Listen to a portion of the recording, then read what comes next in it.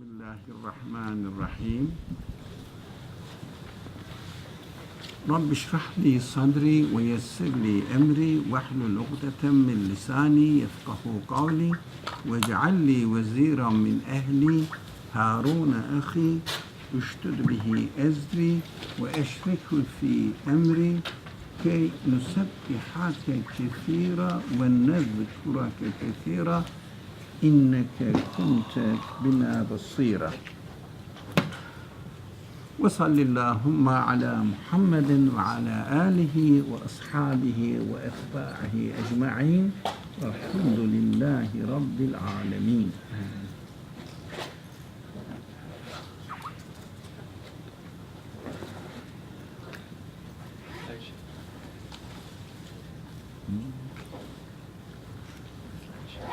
No.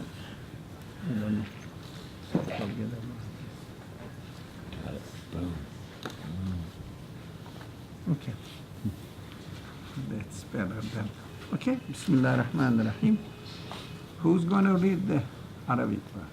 No Hafiz among us? Is there? No. In a Hafiz, or he is comfortable reading in Arabic? Very beautiful. Okay. But loud.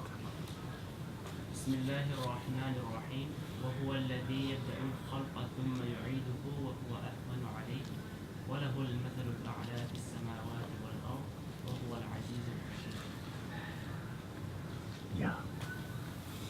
English translation. Would you? Eric? And he it is who creates in the first instance, and then brings it forth anew. And most easy is this for him, since his is the essence, similitude, attributes, of all that is most sublime in the heavens and on earth, and he alone is almighty, truly wise. Now this is your turn. What the verse, how the verse starts, how the verse starts, and then goes into another subject, مثل. That's our topic now, مثل. And then concludes. Anybody who would like to make comment on it?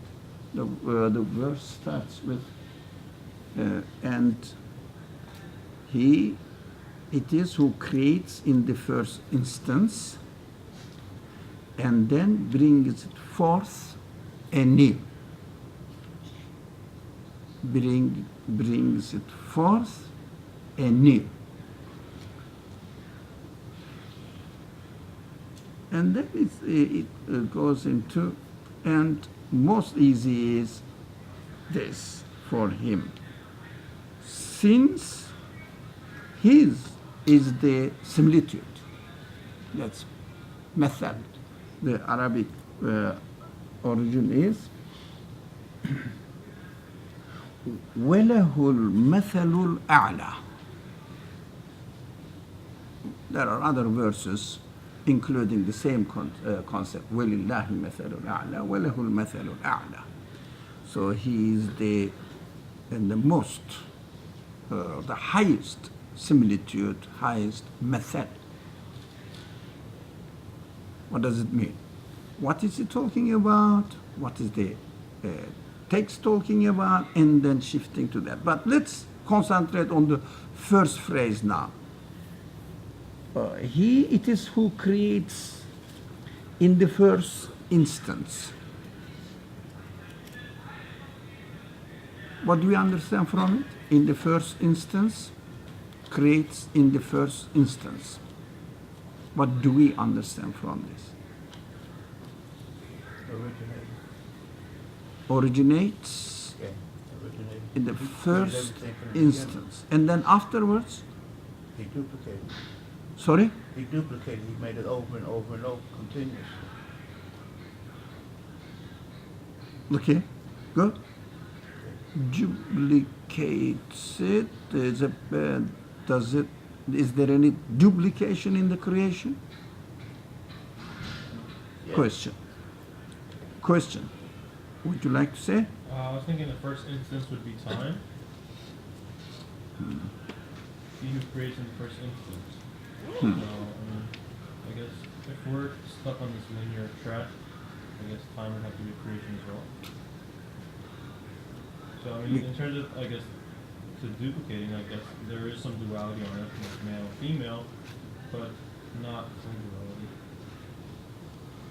Somebody looked like disagreeing with this. Well, I wasn't disagreeing. I was just thinking, based on our previous discussions, even though something may appear to be the same, it's constantly being recreated. Everything is constantly being reborn, rebirthed, but not in the same form as before. So even the next second is a rebirth in a way, but it's certainly not a duplicate, which is identical to something else. Exactly identical?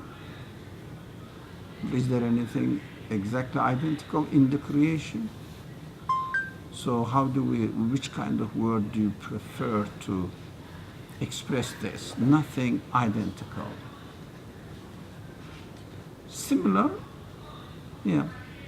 Well, I saw you last week, and again I saw you, but I know you are Arab or Asa. But are you the same? Are you the same?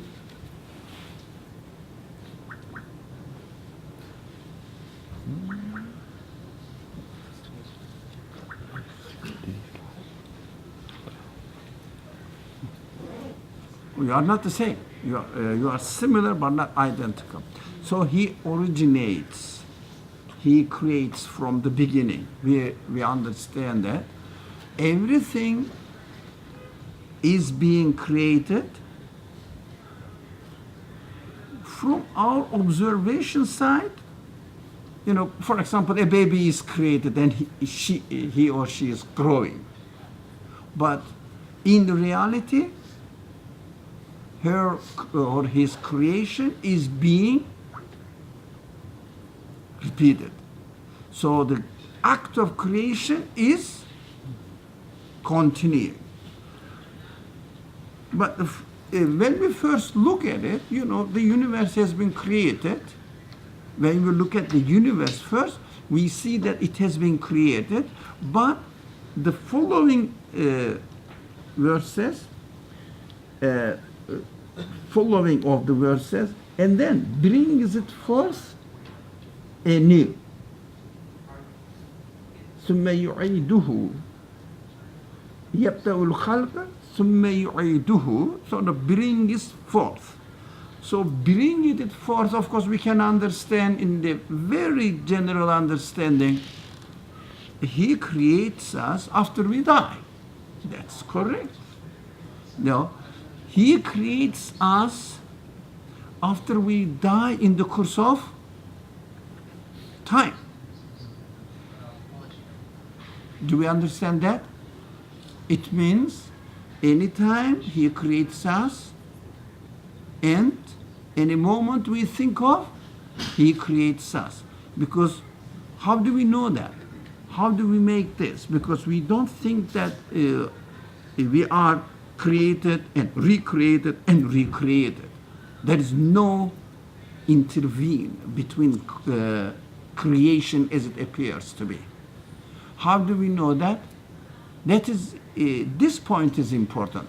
How do we observe the universe, expect the universe in our eyes?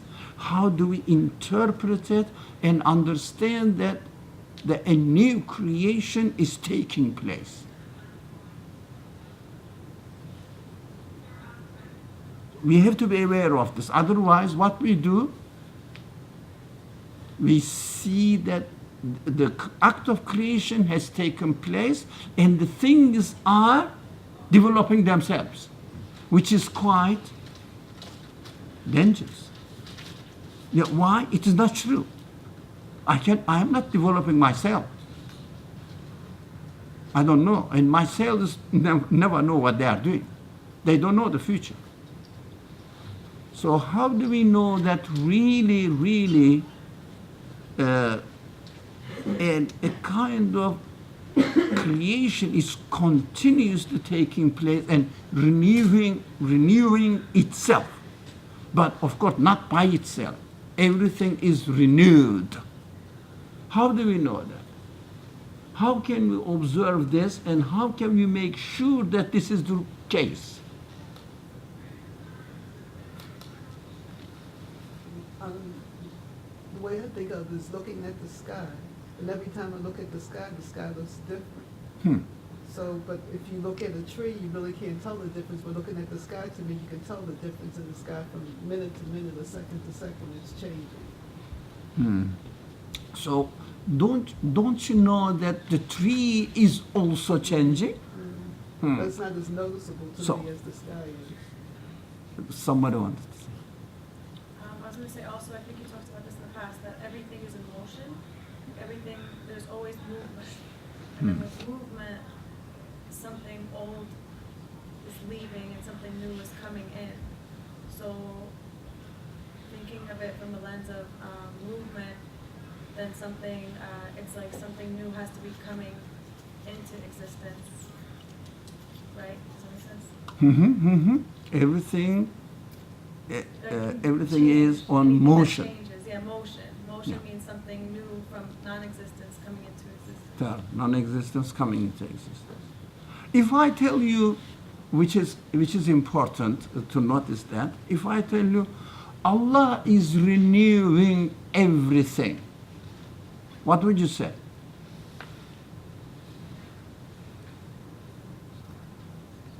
Allah is renewing the existence of everything at every moment. What would you say? Takbir. Sorry? Not fair. Not clear. Takbir. Takbir. You can see it, yeah. So this kind of speech, this kind of language makes us bewildered, because because speaking from Allah's perspective, point of view, because I cannot imagine how absolute operates, how absolute actions, I cannot imagine. So what I should do, I cannot speak from God's perspective. If I start speaking from God's perspective, it would be, for me, misleading and a baseless claim. Right or wrong? Baseless claim. Why? Everybody can oppose it, saying Allah is renewing everything. How do you know? He's keeping himself busy because he starts thinking of in terms of our relationship with the world. And because he cannot put an absolute into his own imagination, he will find it is just a baseless claim. What we can say easily, from my perspective, as I observe the word, and tree, the sky is continuously changing everything at motion, every moment. Everything is at motion. It means continuously a new form of existence is taking place. So my responsibility is, let's establish this. This is the methodology we have to use. My responsibility is to observe the universe and see it as it is and say, how can I explain the existence of the phenomena I am observing? That's very simple. That makes sense. For example, now I am as I am, you are as you are. Look at yourself, a tree. Yeah, yesterday's tree and today's tree, or a moment ago, the combination of the clouds, and now it is different. So how they come into existence? There are two ways of explaining it. The previous one is changing, but There is a hidden question there. The previous position is changing by whom? What? By what? The previous one is changing by what? Itself is changing? Or it is being recreated? It means it is giving an original existence, but similar to the previous one. That's what we have to look at the matter from always our perspective. Always from our perspective. Never speak, never try to understand, never analyze the existence from God's perspective. So, how am I going to believe in God then? Okay? Explain the existence of the universe or any part of the universe right now. How do you explain it? How does it come into existence? Right now. How? You have to explain it. The previous position gave existence to the position that I'm experiencing now. The previous position is changing itself into a new position now, or what? Can the previous, if you like, creation, the previous universe can change itself, reform itself into a new position now? Look at this quality of the universe itself. Can it really give itself a new existence? Are you sure? Right. Do you understand that? Can you really renew yourself for the second moment? So how can you explain the existence of the second moment in your experience, in your observation? So it needs a source of existence.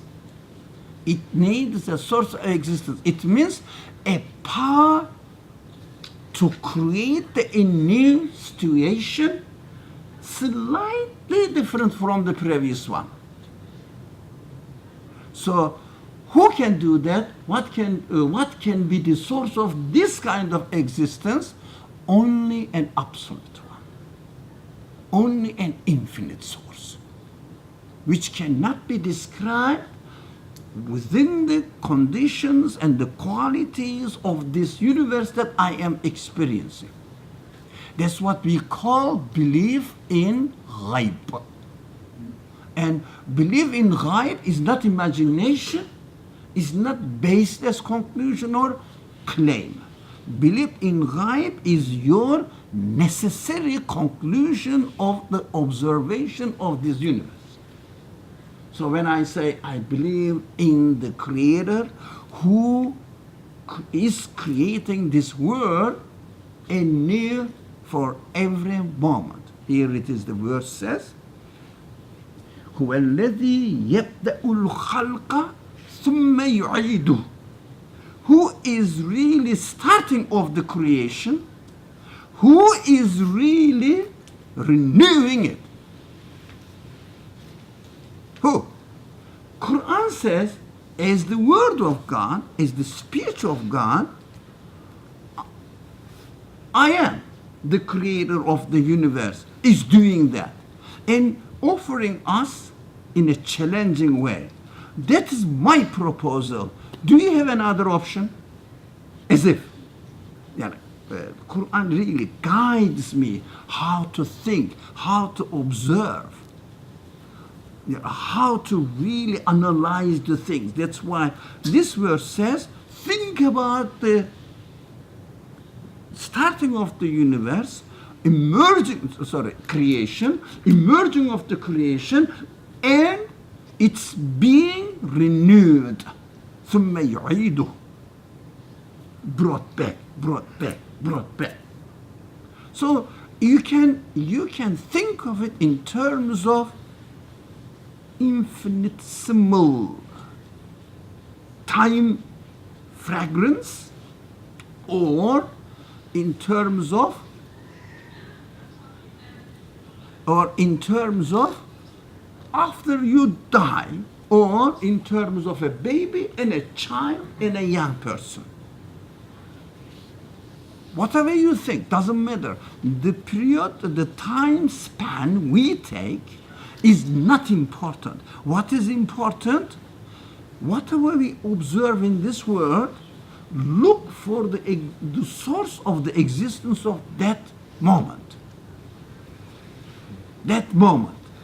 So I say, I wasn't as I am today, as I wasn't yesterday, as I am today, and today is another person, another existence with different qualities, although very, very, very small. What they do while they are calculating it, it is a negligible change. If you really, really think about it in terms of micro world, for example, go into the particles, all right, and see this change every moment. You say, no, there is no change. But when you look at it within a life, wide life time span, you say that it's changing. Like me, like tree. It's changing. But I cannot observe it and spot it out while I am analyzing it right now between two, not only seconds, but the millions of seconds, nanoseconds. It seems to be the same what they do. It's a negligible difference. When you say the negligible difference, what do? You make approximations. When you make approximations, what you find? The repetition of the same creation.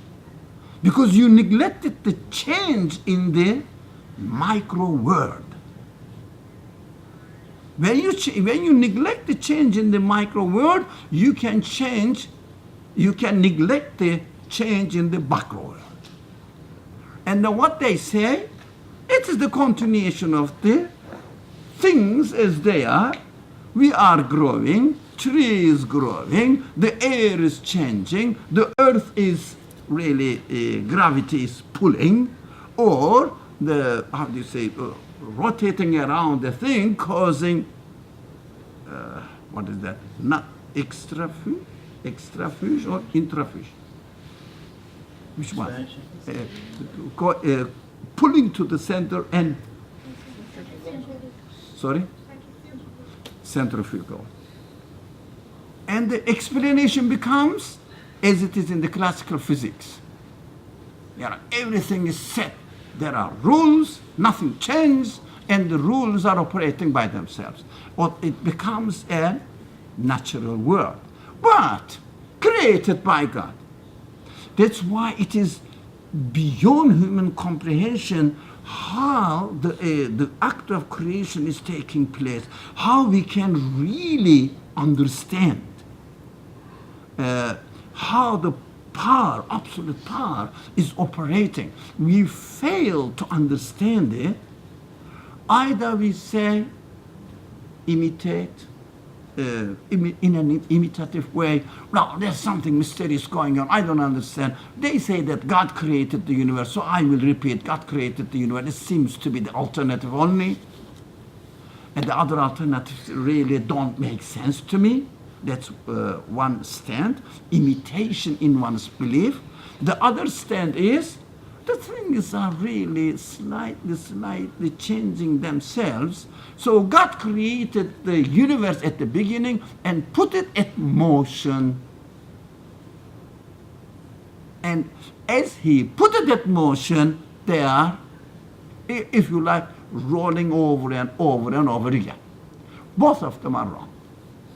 But we can say easily, comfortably that I understand whatever I see in this world, at the moment that I look for the source of existence of that moment, I can relate it to an absolute power only. That is why I believe in God.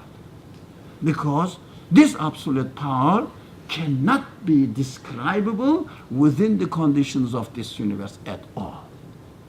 So you can comfortably say God is great. How great? You cannot imagine his greatness, because I can see the effect of it, I can see the result of his action, but I cannot really imagine him or the source. That's very comfortable to me. So that's why we'll go. Yeah, I will tell. Yeah, I will let you. That's why from this presentation or presenting the subject in the verse goes into a apparently irrelevant topic. Apparently irrelevant. But when you seriously think about the construction of the whole verse, you will understand that it's not irrelevant at all. It is directly related, and the verse itself is helping me how I should really believe in God, if you like, and really be convinced in my conclusion in belief. Yes, Nada. And so, what's wrong in saying that he created the universe and then put it in motion? What is the wrong thing about it? Think about it. For example, you make a law in this world, or you do something and leave it at motion. All right? It means, first, this is the major question. Not only you are asking this question, this is the major question that the believing people, intellectual people, now trying to tackle with to me. That's what, as far as my readings tell me. So, what is wrong saying that God created the universe and gave it a potential to reproduce itself? But the power of reproducing is given to it by God. What do you mean by God? What do you mean by God? Who created the universe at the beginning? How do you know that God created the universe at the beginning? Where did you get this conclusion? It is a very serious question. How did you know that God created the universe from the beginning? Have you seen him? How did you get this idea of God? It is baseless, one. The second, it's baseless. You cannot say that. At the beginning, God created the universe. Where did you get it? How did you know? Because your conclusion must be the result of your own experience. And you didn't experience the beginning of the existence of the universe. But what you are experiencing it right now, what you see. So it is not based on human experience. The first thing, it is just a claim. It is not belief. One.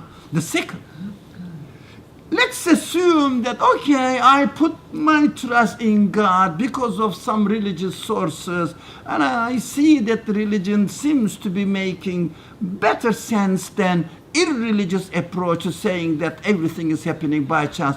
I cannot really relate the existence of the universe to chance, so it doesn't make sense to me. So attributing the existence of the universe as God, okay, which kind of God is?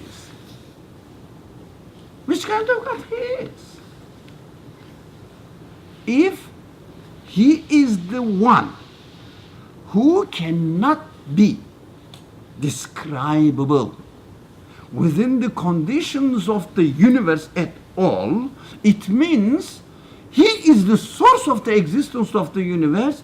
As far as my understanding, my perception is concerned, he must be beyond any limitations of the universe, any qualifications of the universe. If it is beyond, it is called infinite. It's not finite. If the universe is finite, what is not of the universe but exists? Be careful. Something is not of the universe, but that something exists. What is it? For you, it must exist. What is it? It is not within the limits of universe. So it must be beyond universe. If it is beyond universe, it must be infinite. So by definition, it must be infinite. If it is infinite, why he would leave the things themselves to develop, to change, to get new forms, to get new qualities by themselves? For the infinite, 1 in a trillion is the same. So you cannot really first establish your belief in God by an assumption. Belief cannot be assumption. We are not assuming. Let's assume that the universe has been created by God. So let's believe in God. This is not belief, this is assumption. So, and on the assumption, because you establish your argument or your reasoning on assumption, so you have to carry on assumption, which is not belief, which is baseless. Do you understand that? It's very strong. It's a very severe case that we have to be aware of it. If something is absolute, before absolute, I think we repeated it on this point on several occasions, before absolute, nothing makes any difference. Big, small, complicated, sophisticated, simple, whatever. 1, 2, 3, whatever. So God means the source of existence. Source of existence means absolute. Absolute means, as God says, I take the sway of everything under my control directly. Nothing escapes from me. Does it make sense? If he is absolute, it must be so. That's why we confirm the verse, the message. Otherwise, on a baseless belief in God, we continue assuming any idea, and to me, speculations. How can I say that the one who created me in the form of let's say a cell, and now the cell is developing? Excuse me, where is the absolute source? Which kind of absolute is? It doesn't make sense. It is contradictory. If the source is absolute, he must be the one who is responsible for me, of course, as far as my observation is concerned. He is responsible for the existence of every form of creation. Every form of creation. Whatever I see. Otherwise, I cannot explain the creation. My belief in God would remain as a claim. And belief is not claim. You cannot be convinced with claim. No one can be convinced with claim. Only take some previous knowledge from your ancestors and imitate them. Say that, we are Muslims, we believe in God. So my father was a Muslim, my grandparents and great-great-grandparents all believed in God, so I'm following them. Don't go and be Confucianist or something because they believe in their ancestors' religion. You cannot be the imitators of your ancestor and say that I have my own belief in God. You cannot say amen too. I believed, I confer. No one can say. Try that. just because we take our religion for granted, we take our belief in God for granted and establish or base everything on that taken for granted belief. Then we speak as if we have a firm faith. We don't have any, not firm. We have no, not faith, base. We have no base. Not only firm or weak, no base. We cannot be. You have to be realistic. You are responsible only what you see, what you experience, etc. We can do that. It's not difficult. Just it is difficult because we are not used to challenging our own claims. It is a cultural impediment. It is a cultural obstacle. Because we keep saying that we are Muslims, we believe in God, so keep repeating ourselves and not really questioning, why am I a Muslim? Why? I prefer Islam as my religion. Why do I believe in the Quran as the word of God? Where did I get this idea? Because I heard. Okay, if you follow what you hear, you hear a lot of things every day from your newspapers and media and all sorts of broadcastings, any kind of. You follow them. Why not? Why only religion, but not other historical narrations? No, it's not belief. So, shall we? Okay. Can I ask a quick question? Of course. Dr. Ali, so you said that in to the absolute, one is just as difficult or is just as many or whatever as a trillion, which makes sense. Then how do you explain the use of the word وَهُوَ أَهْوَنُ? I mean, it just sounds like it's easy or not easy. Yeah. So it is for your understanding. Quran is guiding you. Yeah. If you say God is absolute, it's very easy for you. For the absolute, everything is equal, to say that. So, for my creation, after my death, how am I going to be resurrected, recreated? Of course, you say, comfortably, the one who creates me continuously in a new form for how many years, then the same one can recreate me after I die. It's very simple to say, come on, it's no difficult at all for me to confirm this news. Ahwan is for you to conclude, not for God. Because for absolute there is no ahwan or something. God, because God speaks to me in order to guide me how to reason, how to follow. It's guidance. God's speech is guidance. How to really use my human abilities to conclude that will be my belief. So from there, then brings it forth anew. Okay, and most easy is this for him, since, that's very important, since, well, له المثل الأعلى. That's our subject, a real subject. What do you mean? وَلَهُ الْمَثَلُ الْأَعْلَى. What is it to do with the subject we are talking now? You have been talking from the beginning of the verse. What is it to do with it? The best, the highest similitude belongs to him. The mithal, the parable belongs to him.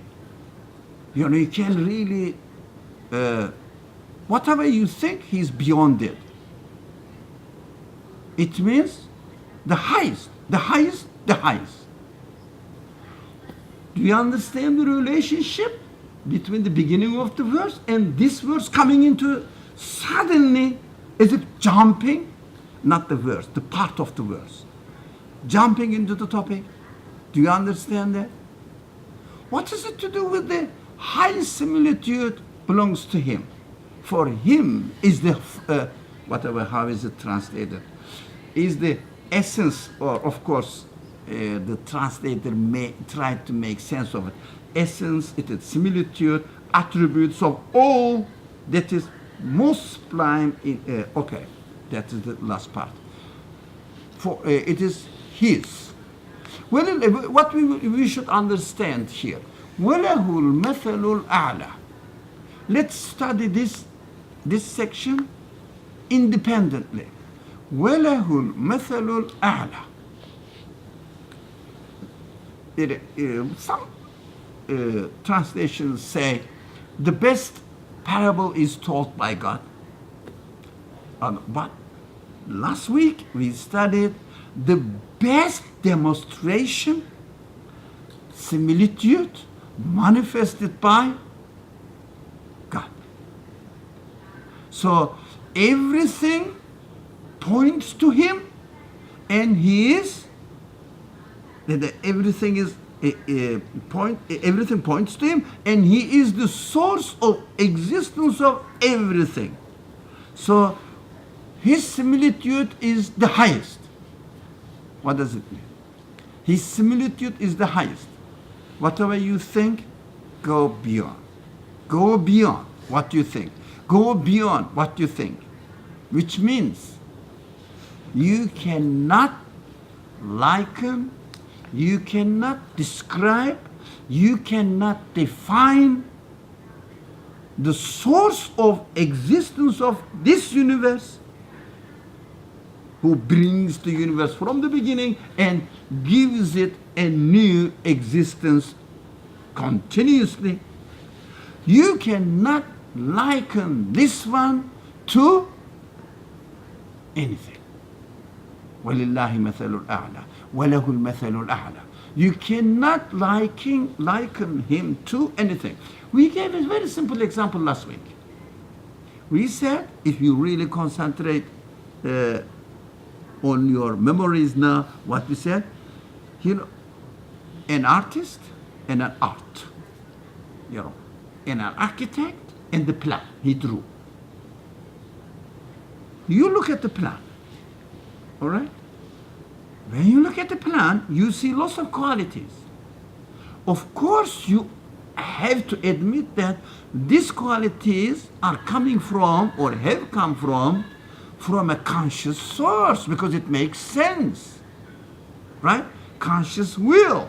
But can you ever liken anything of the plan or of the art to the artist? If you have never seen the artist but seen the plan or the art itself, can you imagine which kind of source of the art, the artist he is or it is? Can you imagine? But you can deduce the qualities. Sorry, the mic is not, we are not using, unfortunately I forgot my external conference mic today. I have to make up for those people who are listening on Skype program.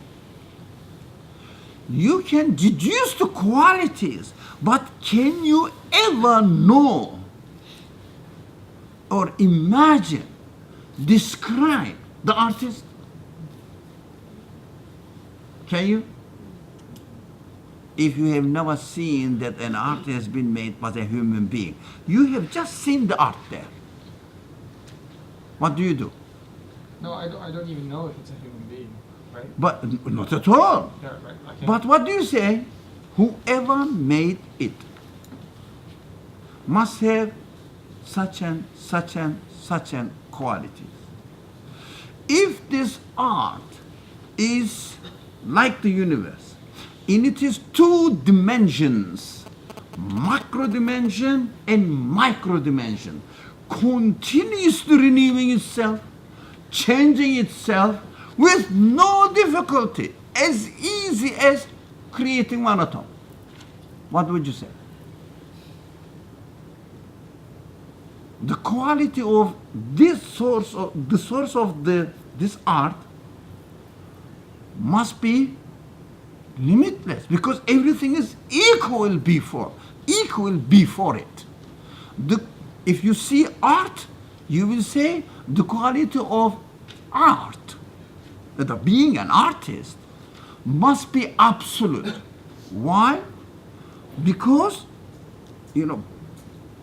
countless, endless arts are exhibited, produced at the same time with no difficulty.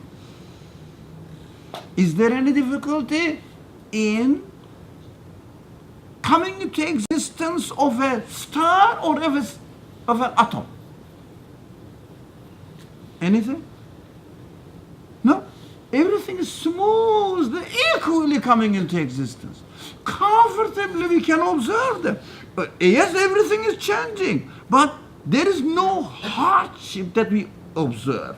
There is no sequence that we observe. For example, the small things are coming into existence first, and then big things are coming.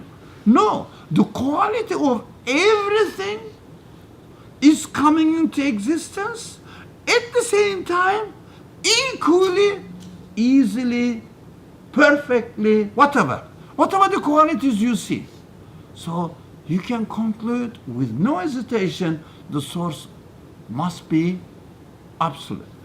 Not the big, the source is big, bigger than the universe, or not something like this.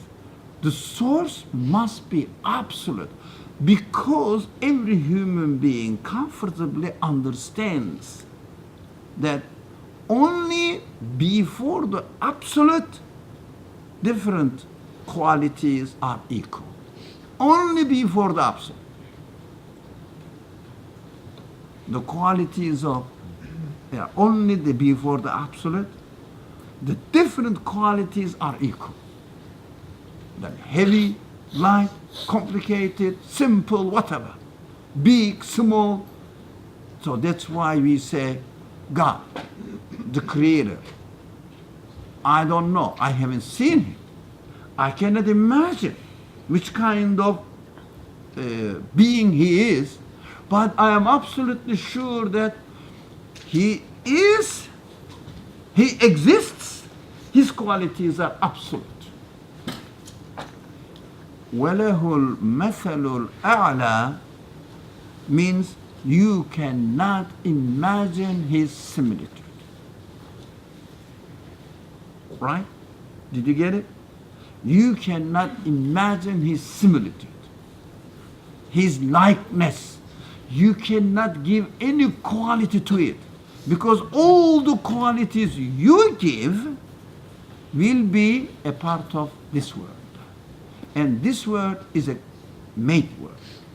And a made thing cannot be the maker, originator, creator. So if someone says,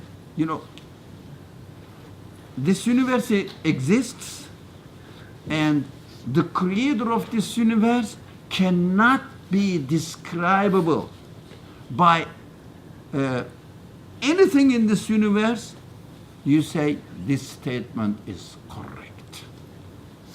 That's you confirm. That's why we confirm what the Quran says. God is beyond your imagination. God is Gaibi.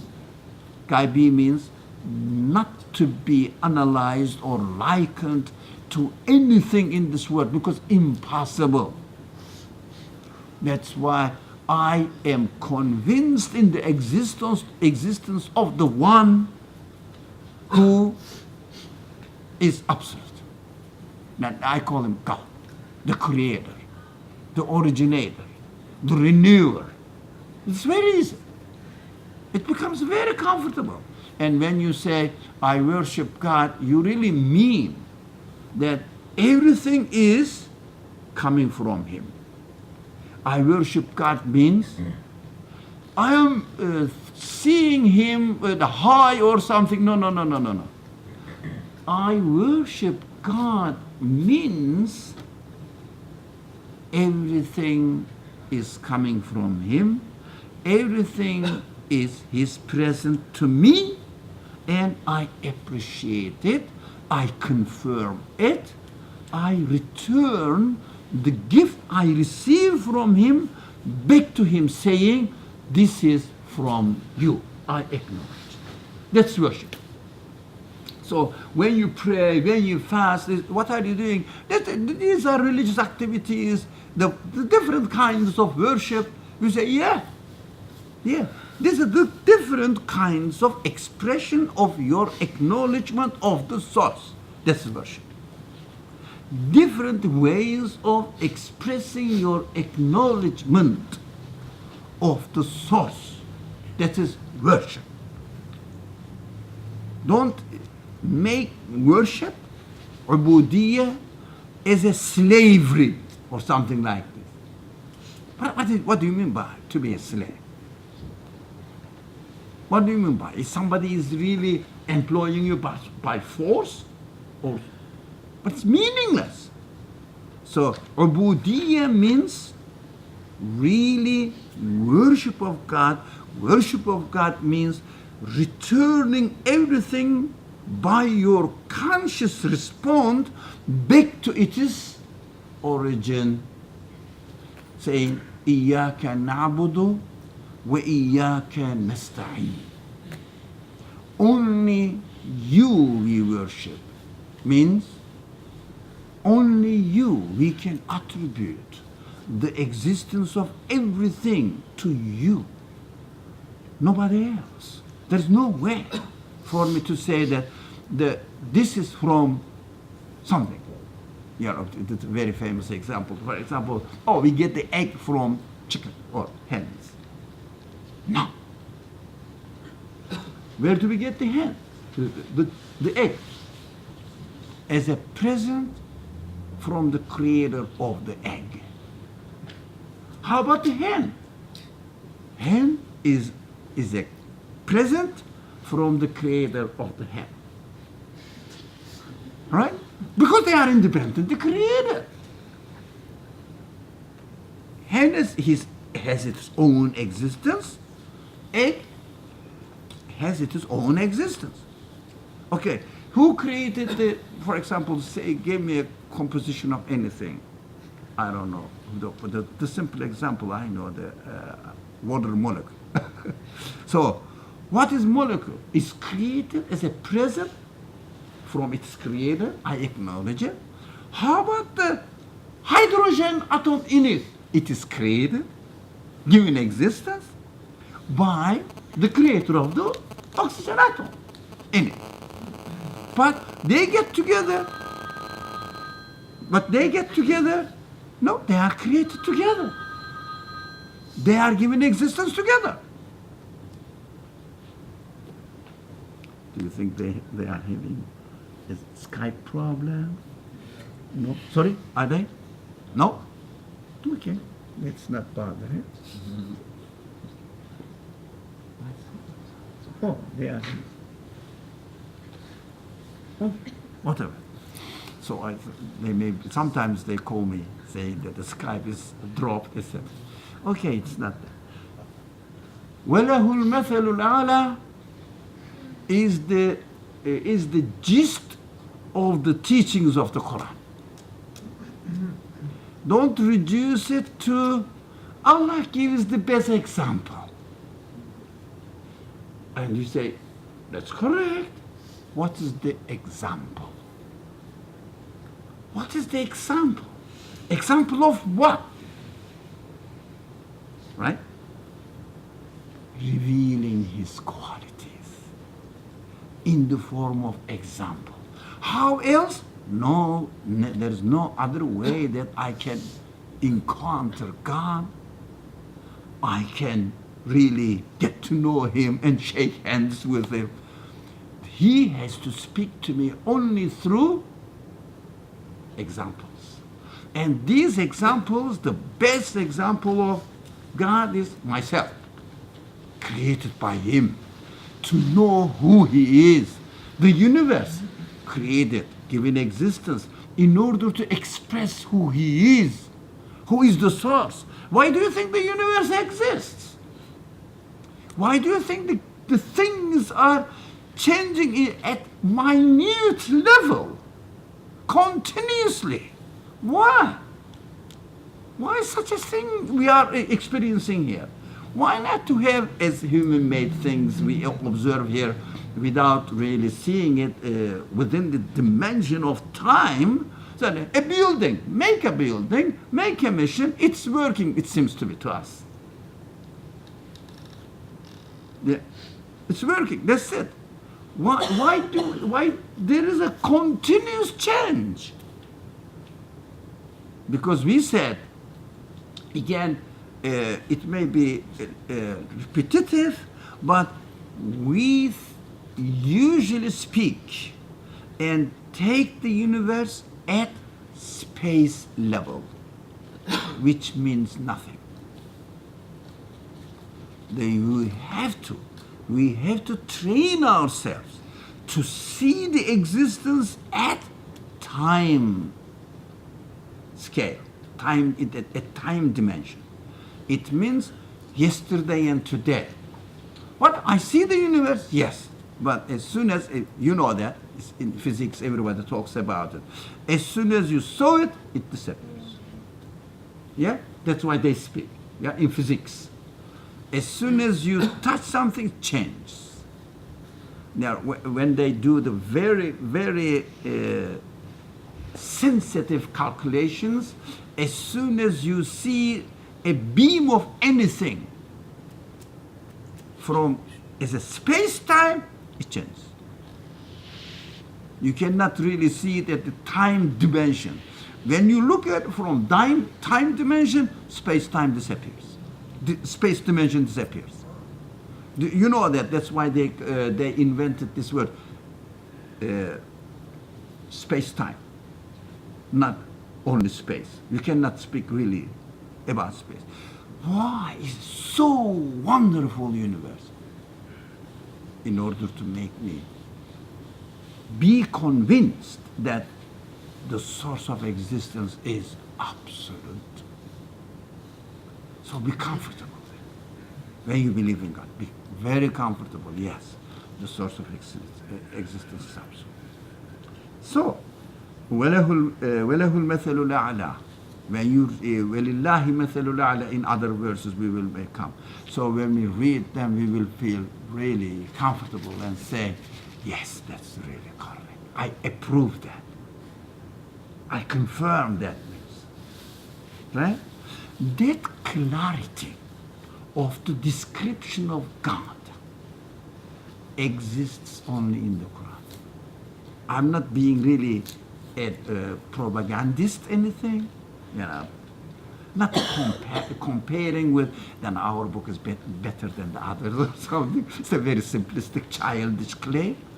But you cannot find that clarity in the other scriptures. This is very clear in the Quran, but we have to know how to read it. What we do, we take it at a very simple level of understanding the scriptures and reduce it to a very simple comprehension of the text, making some of them, sometimes we read that the best similitude, best example is given by God. And when you look at it, it's not really, doesn't look like the best example. For example, لو أنزلنا هذا القرآن على جبل لرأيته خاشعا متصدعا من خشية الله وتلك الأمثال نضربها للناس لعلهم يتفكرون. When you say, you know, if we have revealed this Quran on mountains, from the fear of God, they will really crumble down. Right? So, these are the examples given by God, and so that human beings will ponder over them, will think over them. لَعَلَّهُمْ يَتَفَكَّرُونَ. Hopefully they will think over them. You say, if we reveal the Quran on the mountains, it will crumble down. What is an extraordinary significant example? What is significant? If you don't really understand what similitude or the mithal or tamthil means, then you will say that if the Quran revealed on the mountain will crumble down. because of fear of God. So I have to fear of God. How can I have the fear of God? Do I have to be scared of him or something? If you come to my dream at night or something, it would make it ridiculous. And you have to, when you say that, this is the similitude given by God, it must be explaining something that if the Quran, the truth of the Quran was revealed to even a mountain, you would easily understand. You would easily comprehend that even the mountain will fall into, if you like, prostration, in submission, in expressing the acknowledgement of its source. It will not resist because the source is absolute. Nothing can stand. Nothing can stand and say, you are God and I am here at Strong Mountain. No. So if the creator of the mountain does not give its existence right now, mountain has no quality, no reason, no qualification to make itself appear in existence at all. Can you find any reason in the existence of mountain to sustain its existence? No one can say that. There's a very famous man who said, no one can guarantee that tomorrow the sun will rise. By looking at the sun, of course it will. It can. It has the power to recreate itself tomorrow. No one can guarantee it because it doesn't have it. No one can say that I can create myself tomorrow. Can anybody? No one can say that I can preserve my such and such small, minute quality tomorrow. It's a conscious being with a free will to have some sort of power to manipulate the things. I cannot guarantee anything for not tomorrow, for the next moment. How can a mountain can do it? So that's why if the truth of the Quran was revealed to, the message of the Quran was revealed to a mountain, mountain will say, I cannot resist but prostrate before this message because the source is absolute. So it is not the method that God gives this example so that you should have a fear is a very simplistic, childish way of understanding the verse. So we don't really appreciate the value of the guidance we get from the Quran. Unfortunately, it's very wide disease among the people who superficially study the Quran and say that the Quran is good, but our book doesn't work. So it is so that is most sublime in the heavens and on earth, right? His being sublime, his being beyond the quality of anything goes over the heavens and earth. It means in the Quranic language, heaven and earth means all creation, right? Everything that you can imagine existing in this world. So in the heavens and earth, and he alone is almighty, truly wise. Can you really say that he alone is almighty? Can you say? Can you say he is almighty? It means with the language of the Quran, Aziz, Hakim. The Aziz, the Hakim. It is the only, all the qualities you can say. You can list there actually. But this is related to the subject. His Izzah, his Azama, his being sublime is emphasized on this. That's why these qualities of God mentioned here. Hakim, he knows what he is doing. He is aware of what he is doing. All wisdom belongs to him. Whatever you see, the traces of wisdom in the creation, oh, that's good, that's a nice one, that's useful, etc., etc., that's meaningful, whatever. You can only attribute the source of these qualities to him alone. Because you cannot find any other source. You cannot say that those stars are making it, or those atoms are making it. They are responsible for the existence of this. No one can claim that. But be consistent in looking at the matter at the level of existence. Right?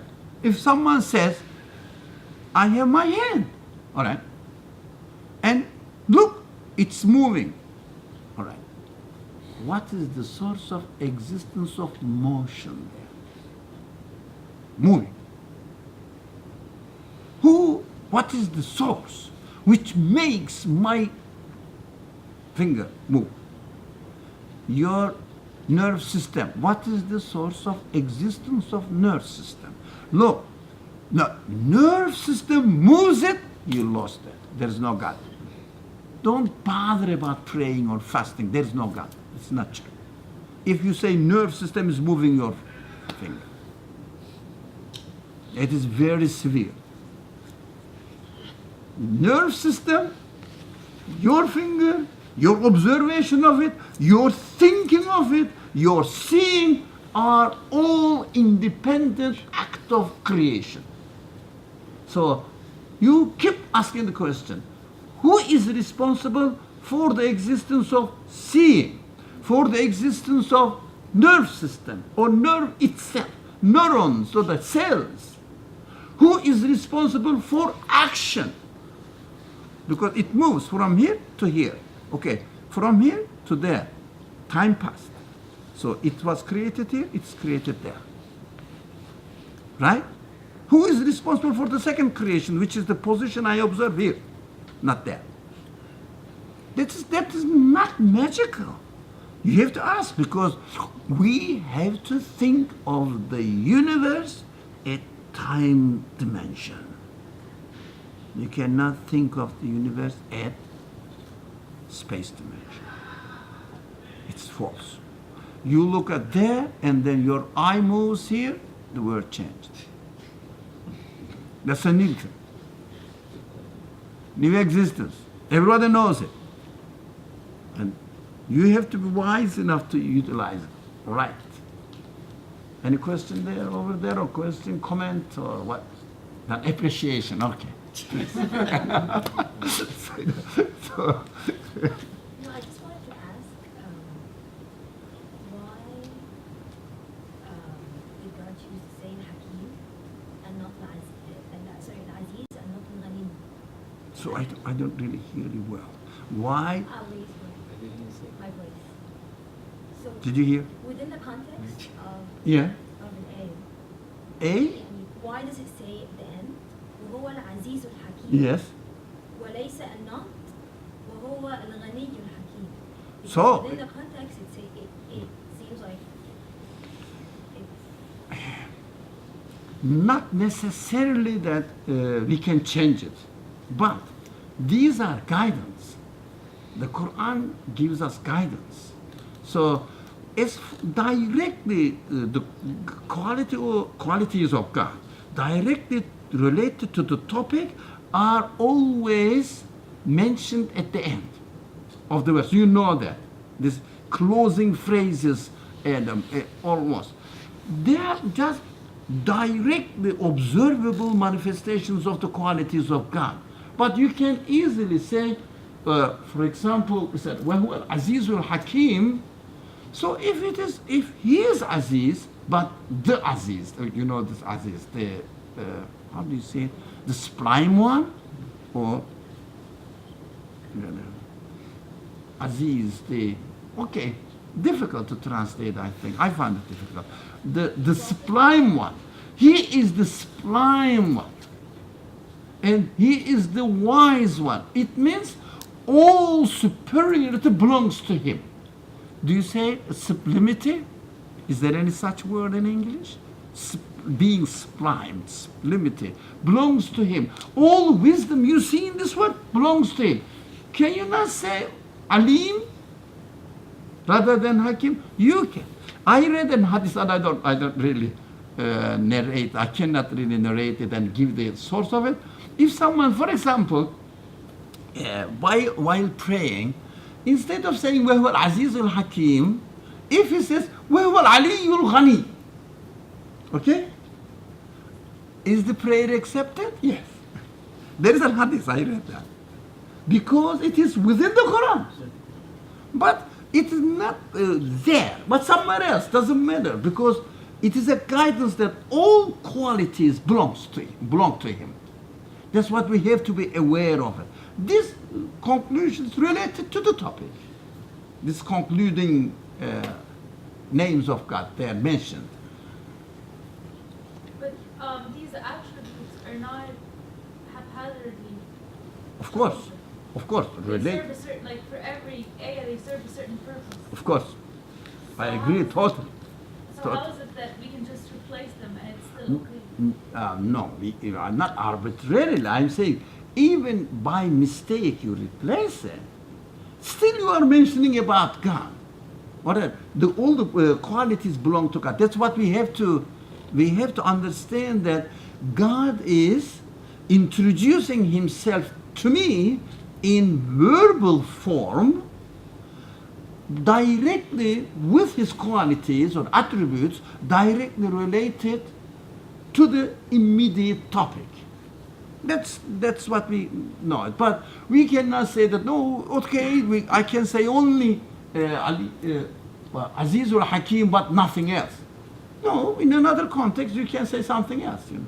When you drink something and you are saturated, you say Alhamdulillah. So, Ashukru lillah. So, when you see something beautiful, you say, oh, how beautiful it is made by God, the Creator. Creator's beauty manifested itself there. You mention God with another quality. Doesn't matter. All qualities belong to God. Okay.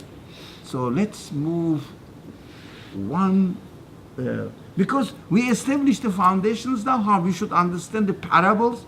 So, no. Okay, you go. Okay, this one. No.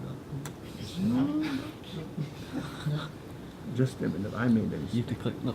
No, I made a mistake. Now it should work. Yeah. Who's going to read it? Ibad, Bismillah ar-Rahman ar-Rahim. فاطر السماوات والأرض جعل لكم من أنفسكم أزواجا ومن الأنعام أزواجا يذرأكم فيه ليس كمثله شيء وهو السميع البصير. Yeah. English. The originator is He of the heavens and the earth. He has given you mates of your own kind, just as He has willed that among the beasts there be mates, to multiply you thereby. But there is nothing like unto Him, and He alone is all-hearing, all-seeing. There is another example, all hearing, all seeing. So, what is the main message here? Because we kept the same understanding now. What is the main message, particularly here? Whatever you see here, for example, the things are created in mates. It is attracting my attention. No, it cannot be accidental.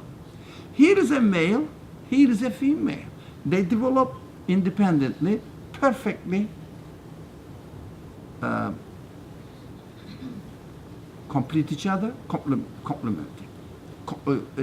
Complete each other. How do you say the best word in English? Complementary. All right? And for everything.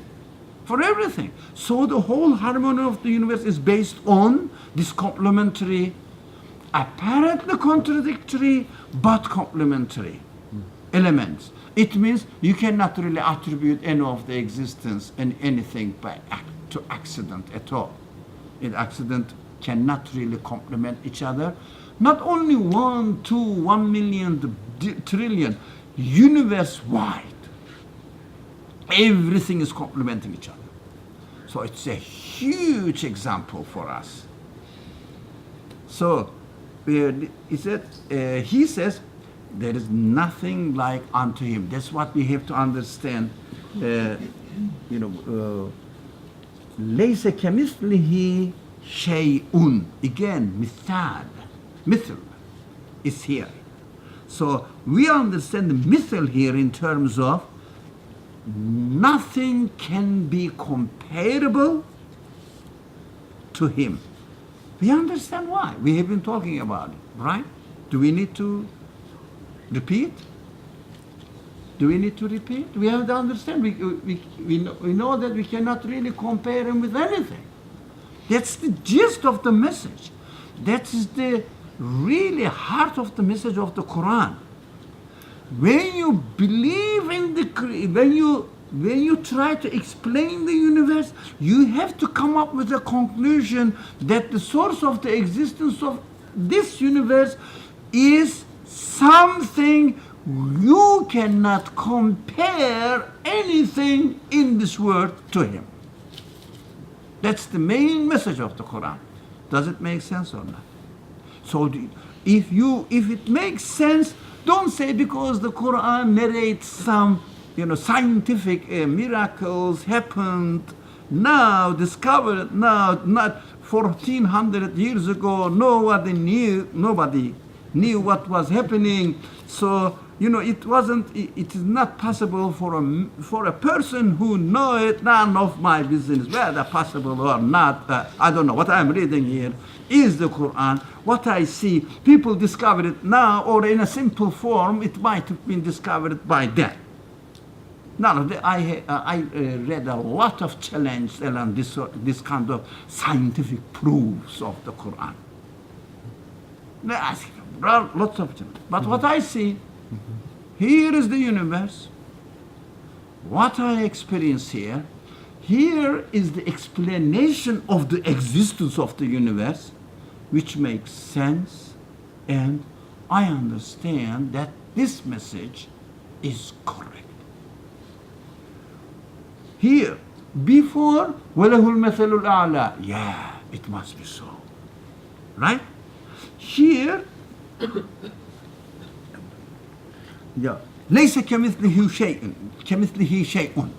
That's the really heart of the verse. لَيْسَ كَمِثْلِهِ شَيْءٌ. Nothing can be likened, analogous to him. No. Yeah. If the Quran didn't say this, why should I believe in the Quran? Why should you believe? Because it says, don't kill. Torah says, don't kill. Be nice to your friend. Okay. Anybody says, even the atheists say, be nice to your friends.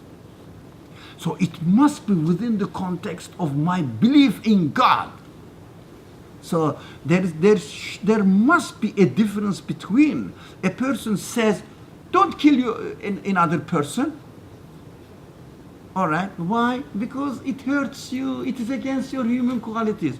Quran says, don't kill another person because you are a created being and I am the creator of that person. You are created by me as well. I am not allowing you to interfere into the existence or life of another person.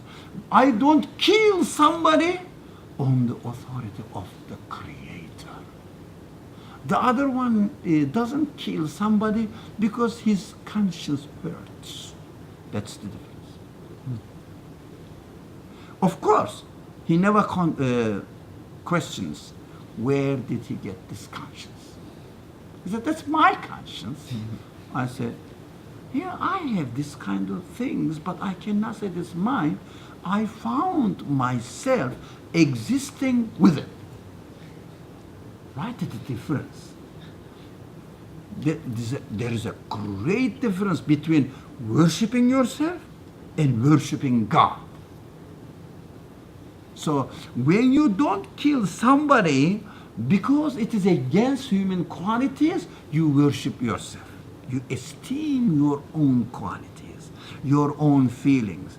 When you don't kill somebody because the Creator God gives you direction, says don't kill, it means you are not killing in the name of him. Right? So you worship him, not yourself. That's the difference. There's a great difference. One of them makes sense, the other one doesn't make sense. Because I am here, I never questioned where did I get my qualities. Never questioned that. I took it for granted they are mine. I never questioned that. So simplistic. So simplistic, and then I don't feel like hurting anybody. Okay. So that's why I don't hurt other people. It means you are giving the value of this understanding, not hurting anybody, to whom? Yourself. That is worship. Yeah? That is worship. Don't say, we don't kill anybody or we don't hurt anybody. We help others. Why? Because the owner of this universe has given me guidance not to do that. Through speech, through creating my senses, when I listen to my emotions, when I listen to my feelings, I listen to what is created by the creator of the universe in me.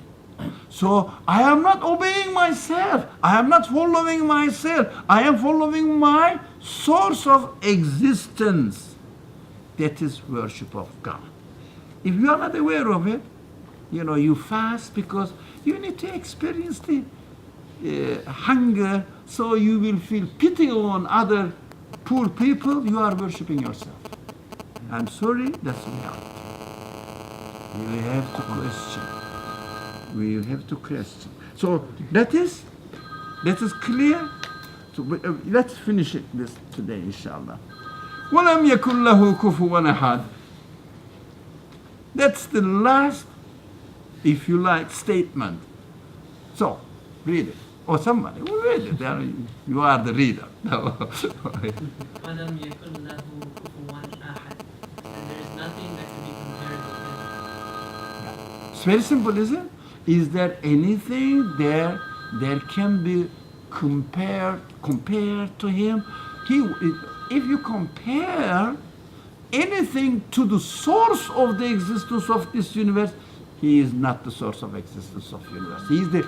It is the part of this universe. Part of this universe. Yes?